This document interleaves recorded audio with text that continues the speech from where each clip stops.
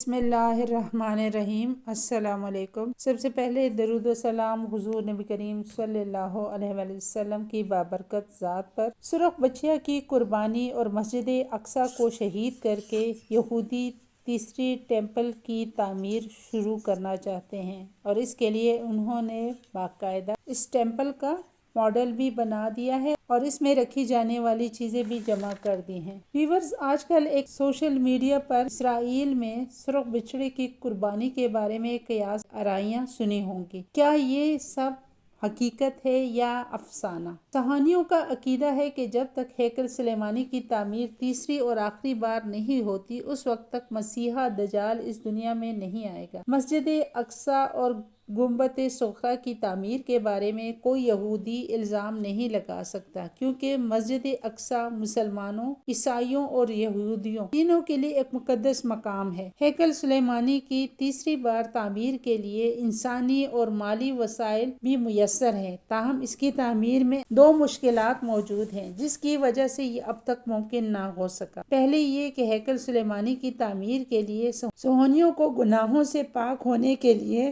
قربانی کی شرط ہے، جس کے لیے قدیم یہودی روایات کے مطابق قربانی کے لیے ایک ایسی سرخ بچڑا درکار ہے جس کا ایک بال بھی کسی اور رنگ حتیٰ کہ بھورا بھی نہ ہو۔ دوسری دقت ہیکل سلیمانی کی تعمیر کا مقام ہے۔ صہیونیوں کے مطابق وہ عین وہی مقام ہے جہاں پر اس وقت مسجد اقصی موجود ہے۔ سرزمین فلسطین کو سرزمین انبیاء بھی کہا جاتا ہے، جس کی سرزمین پر کئی انبیاء گزرے ہیں۔ ہیکل سلیمانی کی تعمیر کا صاف اور سیدھا مطلب مسجد اقصی کی شہادت ہے۔ اگر یہ محض مسلمانوں کا مقدس مقام ہوتا تو صہیونیوں نے اب تک اسے آسانی کے ساتھ شہید کر چکے ہوتے، تاہم یہ مسلمانوں کے ساتھ ساتھ عیسائیوں اور یہودیوں کا بھی مقدس ترین مقام ہے۔ یہی وجہ ہے کہ صہیونیوں کو اس کی شہادت کے لیے باقاعدہ ماحول بنانا پڑ رہا ہے۔ یہودیوں نے اپنے اس مقصد کے لیے امریکہ کے ریاست ٹیکساس سے 5 سرخ بچڑے منگوائے ہیں، اور ان کی پاکیزگی کو برقرار رکھنے کے لیے انہیں خاص حالات میں پالا گیا ہے۔ سرخ گائے جس پر کسی اور رنگ کا ایک دھبا بھی نہ ہو، جسے نہ بھی ہل جوتا گیا ہو اور نہ کوئی اور کام لیا گیا ہو، اور اس کی عمر تقریباً 3 برس ہو۔ یہودی عقیدے کے مطابق یہ گائیں دنیا کے خاتمے کا اعلان کر سکتی۔ یہودی روایت کہتی ہے کہ ایک سرخ گائے کی راکھ اس پاکیزگی کے لیے درکار ہے، جس سے مسجد اقصی مقام پر تیسرا ہیکل سلیمانی یعنی یہودی عبادت گاہ تعمیر کرنے کی شرط پوری ہو جائے گی۔ اس کے بعد خیر و شر کا آخری معرکہ ہوگا اور دنیا کا خاتمہ ہو جائے گا۔ یعنی یہ مسجد اقصی کی شہادت قیامت کی نشانیوں میں سے ایک نشانی ہے۔ بنی اسرائیل میں جب قتل و فساد گری حد سے تجاوز کر گئی تھی، عام انسان کا قتل ان کے نزدیک معمولی سی بات تھی، کہ وہ انبیاء کرام کے قتل سے بھی نہیں چوکتے تھے۔ برگزیدہ پیغمبر قوم یہود کے ہاتھوں قتل ہوئے۔ یہ کوئی اس قوم پر سادہ سا الزام نہیں ہے کہ اس سے تو ہماری مقدس کتاب قرآن حکیم میں اکثر مقامات پر بیان کیا ہے۔ ارشاد باری تعالیٰ ہے، ترجمہ: ان پر ذلت اور مسکینی ڈال دی گئی اور اللہ کا غضب لے کر وہ لوٹے، یہ اس لیے کہ وہ اللہ تعالیٰ کی آیتوں کے ساتھ کفر کرتے تھے اور نبیوں کو ناحق قتل کرتے تھے۔ یہ ان کی نافرمانیوں اور زیادتیوں کا نتیجہ ہے۔ سورہ بقرہ آیت نمبر 61۔ قوم یہود کو اللہ تعالیٰ اور اس کے رسولوں سے جس کام سے روکا، اس کام کو انہوں نے ضرور سر انجام دیا۔ مثلاً ہفتے کے دن مچھلی کا شکار۔ توریت میں لکھی گئی روایت کا ذکر قرآن حکیم میں بھی موجود ہے۔ ترجمہ: اور موسیٰ نے جب اپنی قوم سے کہا کہ اللہ تعالیٰ تمہیں ایک گائے ذبح کرنے کا حکم دیتا ہے، تو انہوں نے کہا، ہم سے مذاق کیوں کرتے ہو؟ آپ نے جواب دیا کہ میں ایسا جاہل ہونے سے اللہ کی پناہ مانگتا ہوں۔ انہوں نے کہا، اے موسیٰ، دعا کیجیے کہ اللہ تعالیٰ ہمارے لیے اس کی ماہیت بیان کر دے۔ آپ نے فرمایا، سنو، وہ گائے نہ بڑھیا ہو نہ بالکل بچہ، بلکہ درمیانی عمر کی نوجوان ہو۔ اب جو تمہیں حکم دیا جا رہا ہے اسے بجا لاؤ۔ کہنے لگے کہ دعا کیجیے کہ اللہ تعالیٰ بیان کرے کہ اس کا رنگ کیا ہے۔ وہ کہتا ہے کہ وہ گائے زرد رنگ کی ہے، چمکیلا اور دیکھنے والوں کو بھلا لگنے والا۔ اس کا رنگ ہے۔ وہ کہنے لگے کہ اپنے رب سے دعا کیجیے کہ وہ ہمیں اس کی مزید ماہیت بتائے۔ اس قسم کی گائیں تو بہت ہیں، پتہ نہیں چلتا۔ اگر اللہ نے چاہا تو ہم ضرور ہدایت والے بن جائیں گے۔ آپ نے فرمایا کہ اللہ کا فرمان ہے کہ وہ گائے کام کرنے والی، زمین میں ہل جوتنے والی اور کھیتوں کو آبی کرنے والی نہ ہو، تندرست اور بے داغ ہو۔ انہوں نے کہا آپ نے حق واضح کر دیا ہے۔ گو وہ حکم داری کے قریب نہ تھے لیکن اس سے ماننا اور گائے ذبح کر دی۔ تم نے ایک شخص کو قتل کر ڈالا، پھر اس میں اختلاف کرنے لگے اور تمہاری پوشیدگی کو اللہ ظاہر کرنے والا تھا۔ ہم نے کہا اس گائے کا ایک ٹکڑا مقتول کے جسم سے لگا دو، وہ جی اٹھے گا۔ اس طرح اللہ مردوں کو زندہ کر کے تمہیں تمہاری عقل مندی کے لیے اپنی نشانیاں دکھاتا ہے۔ پھر اس کے بعد تمہارے دل پتھر جیسے اس سے بھی زیادہ سخت ہو گئے۔ بعض پتھروں سے تو نہریں بہہ نکلتی اور بعض جاتے ہیں اور ان سے پانی نکل آتا ہے، اور بعض اللہ تعالیٰ کے ڈر سے گر کر پڑتے ہیں، اور تم اللہ تعالیٰ کو اپنے اعمال سے غافل نہ جانو۔ سورہ بقرہ آیت نمبر 67 تا 74۔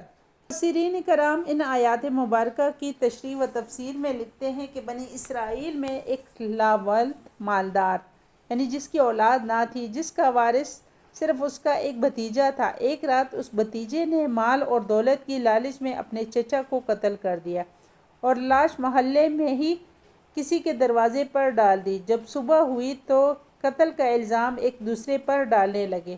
بڑا تو یہ بات موسیٰ علیہ السلام تک پہنچی اور انہیں ایک گائے کرنے کا حکم ہوا۔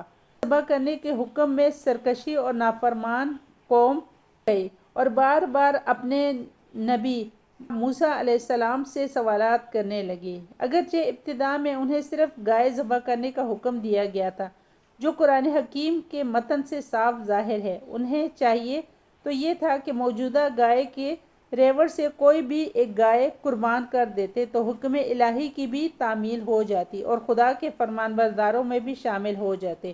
انہوں نے حکم الہی پر سیدھی طریقے سے عمل کرنے کے بجائے میخ نکالنا شروع کر دیا، اور طرح طرح کے سوالات کے بعد اللہ تعالیٰ نے بھی سختی اختیار کی۔ یہی وجہ ہے کہ دین میں اختیار کرنے سے منع کیا گیا ہے۔ اللہ سے کیا چیز پوشیدہ ہے؟ انہیں تو صرف ایک حکم کے ذریعے آزمائش میں مبتلا کیا گیا، ورنہ تو موسیٰ علیہ السلام کے ذریعے بھی قاتل کی نشاندہی ہو سکتی تھی۔ صرف ذبح کی گئی گائے کے گوشت کا لوتھڑا مس کرنا تھا، جس سے قتل کرنے والے کا راز افشا ہو جاتا۔ چنانچہ حکم الہی کے تحت ایسا ہی کیا گیا۔ مقتول کے جسم سے جیسے ہی اس گائے کے گوشت کا لوتھڑا لگا، وہ مقتول فوراً زندہ ہو گیا اور قاتل کی نشاندہی کرتے ہی واپس مر گیا۔ اللہ اکبر۔ قوم یہود اللہ کو چھوڑ کر گوسالہ پرستی میں مبتلا ہو گئی تھی، جو اللہ کے نزدیک باطل عقیدہ تھا، اس لیے انہیں گائے کے ذبح کا حکم دیا گیا۔ ان کا امتحان اس طرح لیا جا سکتا تھا کہ آپ اگر وہ واقعی کسی ایک کو معبود مانتے ہیں تو آپ اس دوسرے معبود، یعنی وہ گائے کو اپنا معبود مانتے تھے تو آپ کسی دوسرے معبود کو اپنے ہاتھوں سے ذبح کریں۔ یہ ایک کڑا امتحان تھا۔ ان کے دلوں میں ایمان ابھی بھی پورا نہ اترا تھا، اس لیے وہ بار بار موسیٰ علیہ السلام سے سوالات کرتے رہے کہ کسی طرح یہ ذبح ٹل جائے، مگر جتنی تفصیل میں وہ جاتے رہے اتنے ہی گرتے رہے۔ بالآخر انہیں گائے کو ذبح کر دینا پڑا۔ گزشتہ برس ہیکل سلیمانی کی تعمیر کے لیے قائم کردہ خصوصی ادارے دی ٹیمپل انسٹیٹیوٹ کی جانب سے اعلان کیا گیا ہے کہ مکمل طور پر سرخ بچیا کی پیدائش اسرائیل میں ہوئی ہے، جس کے ساتھ ہی دنیا کے اختتام کا باب شروع ہو گیا اور کائنات اپنی زندگی کے آخری مرحلے میں داخل ہو گئی ہے۔ ادارے کا کہنا ہے کہ اب یروشلم میں تیسرے معبد کی تعمیر ہوگی، جس کے سامنے اس بچیا کی قربانی پیش کی جائے گی اور پھر مسیحا دجال کا ظہور ہو جائے گا۔ سرخ بچیا کی امریکہ سے برآمد پر سخت ممانعت کے قوانین کو نرم کرنے کے لیے بچڑوں کو بطور پالتو جانور بیت المقدس لایا گیا ہے۔